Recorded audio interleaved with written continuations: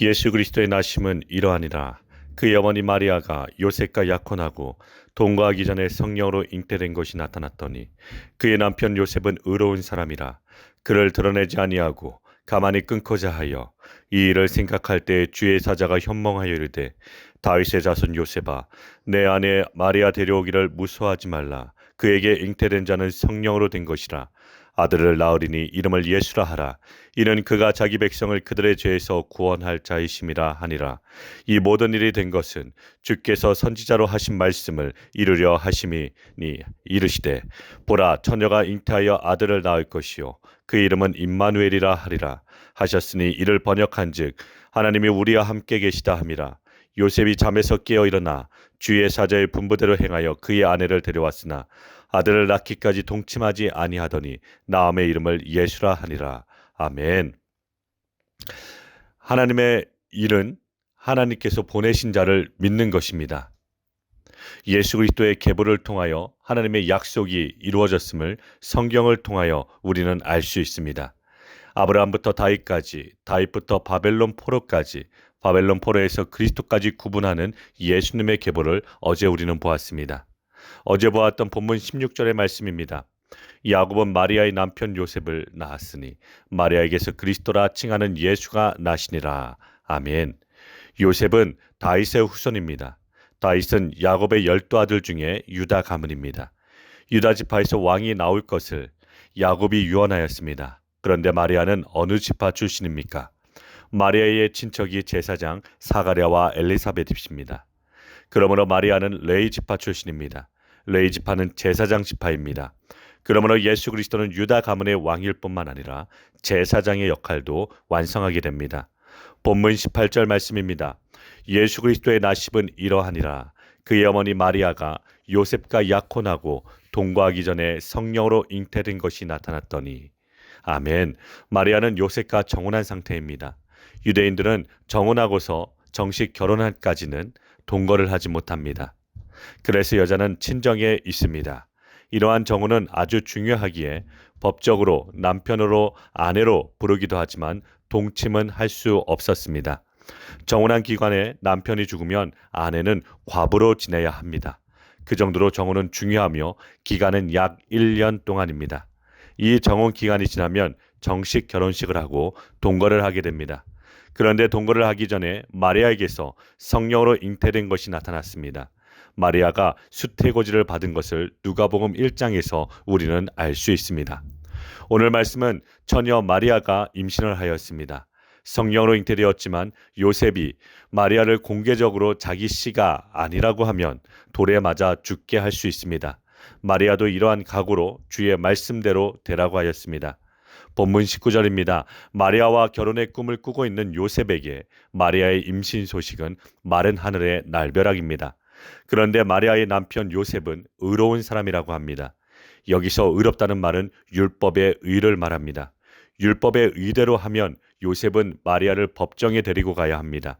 그런데 요셉은 자기와 정혼한 마리아에게서 배신감을 느꼈지만 율법대로 처리하려고 하지는 않았습니다. 그래서 마리아의 임신을 드러내지 않고 가만히 끊고자 하였습니다. 이것은 파혼하겠다는 말입니다. 그러면 마리아가 죽임을 당하지는 않습니다. 본문 20절에서 21절 말씀입니다. 요셉이 마리아의 임신을 어떻게 처리해야 할지 고민하고 있을 때 주의 사자가 요셉에게 현몽하여 말합니다. 다윗의 자손 요셉아 마리아 데려오기를 무서워하지 말라고 합니다. 그에게 잉태된 자는 성령으로 된 것이라고 합니다. 그러면서 아들을 낳을 것인데 이름을 예수라 하라고 합니다. 그 이름의 뜻도 말해줍니다. 그가 자기 백성을 그들의 죄에서 구원할 자라고 합니다. 예수라는 이름은 구약의 여호수아와 같은 뜻입니다. 이 이름은 여호와께서 구원하신다는 뜻입니다. 그러므로 성령으로 잉태되어 태어나신 분이라야만 자기 백성을 그들의 죄에서 구원하실 수 있습니다. 여기서 구원을 두 가지로 말합니다. 자기 백성의 죄입니다. 자기 백성의 죄입니다. 그리고 죄에서 구원입니다. 그러면 자기 백성의 죄가 무엇입니까? 예레미야 2장 13절 말씀입니다. 내 백성이 두 가지 악을 행하였나니 곧 그들이 생수의 근원되는 나를 버린 것과 스스로 웅덩이를 판 것인데 그것은 그 물을 가두지 못할 터진 웅덩이들이리라. 아멘. 내 백성의 두 가지 악이라고 합니다. 사실은 한 가지 악으로 인하여 나온 결과까지 포함하여 두 가지로 말씀하십니다. 생수의 근원이 되시는 여호와를 버린 것입니다. 그러므로 자기가 스스로 살기 위하여 웅덩이를 판 것입니다. 그런데 이 웅덩이는 물을 저축하지 못할 터진 웅덩이라고 합니다.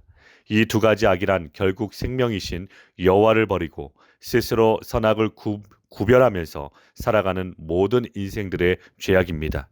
그러므로 구원이란 우리의 필요를 채워주는 구원이 아니라 참된 생명을 얻는 것이 구원인 것입니다. 죄에서 구원 얻는 것입니다.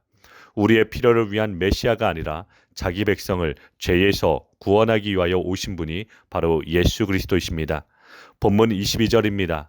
이 모든 일이 된 것은 주께서 선지자로 하신 말씀을 이루기 위함이라고 합니다.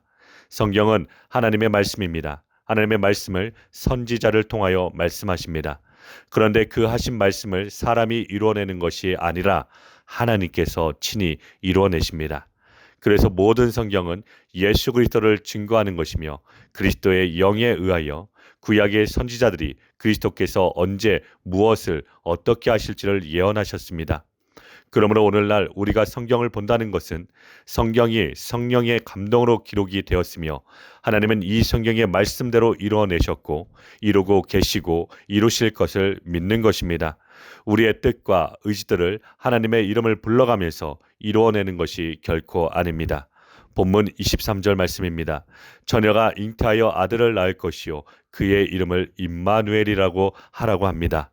예수의 다른 이름이 임마누엘입니다. 임마누엘은 하나님이 우리와 함께 하신다는 뜻입니다. 죄란 생명의 근원이신 하나님에게서 떨어져 나온 것입니다. 그러므로 구원이란 생명의 근원이신 하나님께 연결이 되는 것입니다. 이것이 바로 임마누엘입니다.